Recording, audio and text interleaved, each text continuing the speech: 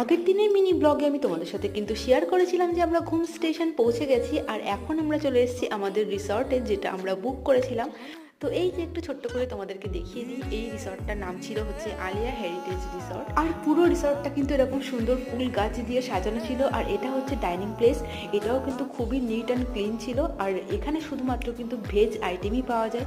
আর ডিনারে আমরা কিন্তু নিয়েছিলাম চিলি পানির, একটা সবজি ছিল, ডাল ছিল, ফ্রেঞ্চ ফ্রাই ছিল আর স্যালাড ছিল। এটা দিয়েই আমরা আজকের মতো রাত্রের ডিনার কমপ্লিট করেছি। তো এবার চলো দেখে আসা যাক যে রুমের ভিতরটা কেমন ছিল। রুমটাও কিন্তু ভীষণই নিট অ্যান্ড ক্লিন ছিল, বেশ একটা লাক্সারিয়াস ফিল এই রুমের ভিতরে গিয়ে আসছিল কিন্তু আমাদের। আর এখানে নিজেদের করার জন্য চা, কফি, ইলেকট্রিক কেটেল, বাথরুমে shampoo, body wash, face wash, Colgate সমস্ত কিছুই দেওয়া ছিল। আর ব্যালকনি থেকে জাস্ট রাত্রের ভিউটা ছিল এরকম।